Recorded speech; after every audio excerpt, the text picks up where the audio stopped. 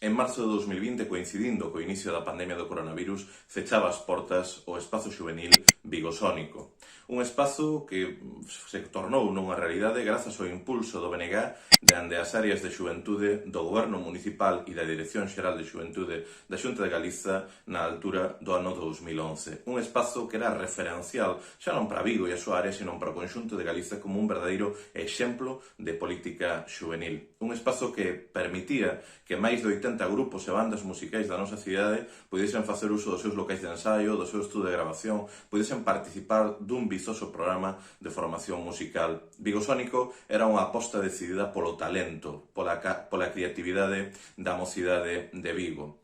E a situación actual de Vigosónico é que sigue coas portas fechadas, mais o que é máis grave, sin termos nin tan sequera un horizonte, unha data para a súa reapertura. Non hai xustificación. Todas as instalacións municipais reabriron. Prácticamente en todas as actividades municipais, todos os servizos, todas as actividades para o público teñen recuperado, con honrosas excepcións, a súa normalidade. E vemos como a normalidade dunha política xuvenil nefasta por parte do Goberno Municipal de Abel Caballero sigue tendo o Vigosónico fechado. E é por iso que o Bloque Nacionalista Galego temos que insistir máis unha vez, como levamos facendo nos últimos meses na Comisión Informativa de Xuventude, exixindo unha rectificación.